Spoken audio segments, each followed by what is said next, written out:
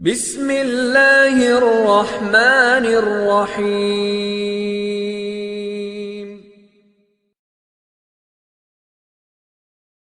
ابراہیم علیہ السلام رہتے ہیں فلسطین میں، بیٹا رہتا ہے مکہ میں۔ ابراہیم بیٹے سے ملنے کے لیے جاتے ہیں، بیٹا گھر پہ موجود نہیں ہے، بہو ملتی ہے۔ ابراہیم علیہ السلام اپنی بہو سے یہ بتاتے نہیں کہ میں تمہارا سسر ہوں، ایسے ہی اس سے پوچھتے ہیں بیٹی کیا حال چال ہے، کیسی گزر بسر ہو رہی ہے۔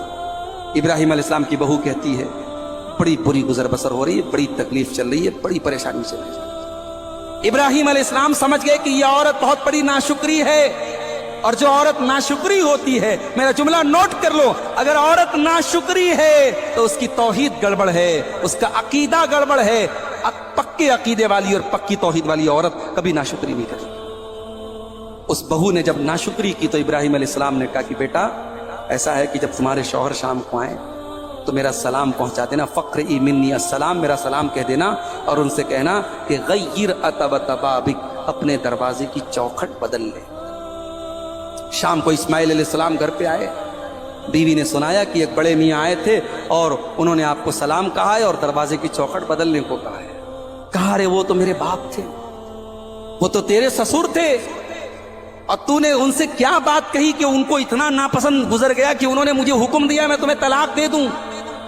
اور اسماعیل علیہ السلام نے اپنی اس بیوی کو طلاق دی۔ اب بڑا غور سے سنیے گا، تھوڑا سانس روک کے سنیے، ذرا دل پہ ہاتھ رکھ کے سنیے گا اس واقعے۔ بہت سے لوگوں کو یہ واقعہ سمجھ میں نہیں آتا، عورتوں کو تو بالکل سمجھ میں نہیں آتا کہ یہ کون سی بات ہو گئی کہ سسر نے کہہ دیا اور شوہر جا کے بیوی کو طلاق دے دے، اور طلاق ہو بھی گئی۔ اور سنیے، اسماعیل علیہ السلام نے دوسرا نکاح کر لیا، دوسری بیوی آ گئی۔ اب کچھ دنوں کے بعد پھر ابراہیم علیہ السلام آئے، اور اتفاق سے اس مرتبہ بھی اسماعیل نہ ملے اور یہ دوسری والی بہو ملی۔ ابراہیم علیہ السلام نے اس سے جب حال چال پوچھا تو اس بہو نے کہا کہ ہماری تو بہت اچھے سے گزر بسر ہو رہی ہے، اللہ کا شکر ہے، اللہ جس حال میں رکھے ٹھیک ہے۔ کہا بیٹا تمہارے شوہر آئے تو سلام کہہ دینا اور کہنا کہ چوکھٹ بہت اچھی ہے، چوکھٹ کو برقرار رکھو۔ اسماعیل علیہ السلام شام کو آئے، بیوی نے بتایا، کہا وہ میرے باپ تھے، تیرے سسر تھے، اور انہوں نے تیری تعریف کی اور کہا ہے کہ میں تم کو اپنے نکاح میں باقی رکھوں۔ اس واقعے سے دو سبق ملا۔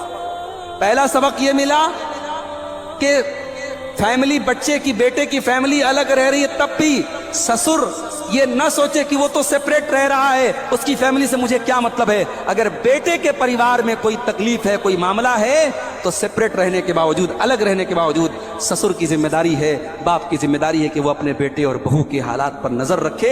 ابراہیم نے ایک سبق تو کو یہ دیا، اور دوسرا سبق یہ ملا کہ باپ اگر اپنی بہو کے اندر کوئی خامی دیکھے تو باپ اپنی بیٹے سے کہہ سکتا ہے تو بیوی کو طلاق دے دے، اور بیٹے کو چاہیے کہ وہ طلاق دے۔ اب مجھے نہیں پتا کہ شاہپور مولانی والے دوبارہ ہم کو بلائیں گے کہ نہیں بلائیں گے، مولوی صاحب بہت خطرناک بات بول کے عورتیں ناراض ہو جائیں گی۔ یعنی سسر سالن پکا، سالن میں نمک کم ہے۔ سسر نے بیٹے سے کہا بیٹا تیری بیوی نے کھانا بہت خراب بنا، جا طلاق دے دے، بیٹے نے جا کے بول دیا طلاق دے دی، ہوگی طلاق۔ یہ مسئلہ اتنا سمپل نہیں ہے۔ باپ کے کہنے پر بیٹا اپنی بیوی کو طلاق دے گا، کب دے گا؟ جب باپ ابراہیم کے جیسا۔ ہر باپ پر یہ مسئلہ لاگو نہیں ہوگا، ورنہ نکاح کم ہوں گے، طلاق زیادہ ہوں گی۔ پتہ لگا کہ ساس نے کوئی حکم دیا، بہو نے نہیں مانا، جب طلاق طلاق طلاق، تو یہ کھلواڑ تھوڑی ہے میرے بھائی۔ ابراہیم علیہ السلام ایک پیغمبر تھے، جہاں دیدہ آدمی تھے، تجربے کار تھے، صاحب فراست تھے۔ انہوں نے اندازہ کر لیا کہ یہ لڑکی میرے گھر کی بہو بننے کے لائق نہیں ہے۔ جس لڑکی نے ایک اجنبی، ایک غیر کے سامنے اپنے گھر کی پول کھول دی اور کہہ دیا کہ ہماری گزر بسر اچھی نہیں ہو رہی ہے، وہ کیا میرے بیٹے کی بیوی بنے گی؟ اس لیے انہوں نے کہا طلاق دے۔ اور ایک نقطہ یہ بھی ملا کہ عورت دروازے کی چوکھٹ ہوتی ہے۔ کسی گھر میں داخل ہونا ہے، دروازے کی چوکھٹ کے بغیر آپ گھر میں داخل نہیں ہو سکتے۔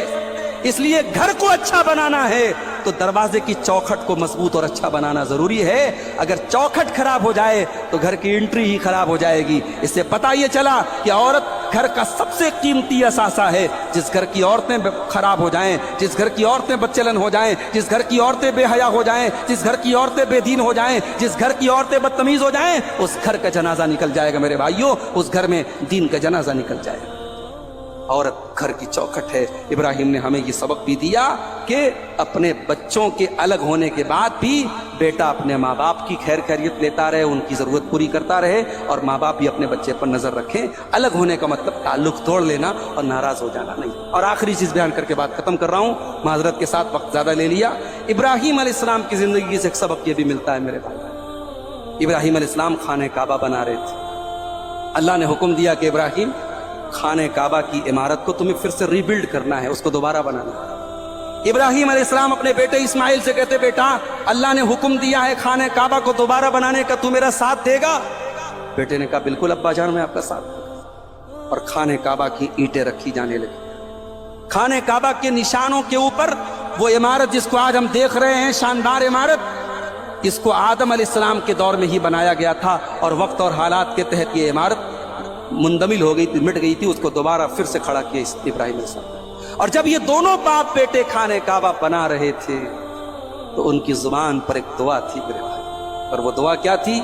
ربنا وَإِذْ يَرْفَعُ إِبْرَاهِيمُ الْقَوَاعِدَ مِنَ الْبَيْتِ وَإِسْمَاعِيلُ رَبَّنَا تَقَبَّلْ مِنَّا إِنَّكَ أَنْتَ السَّمِيعُ الْعَلِيمُ۔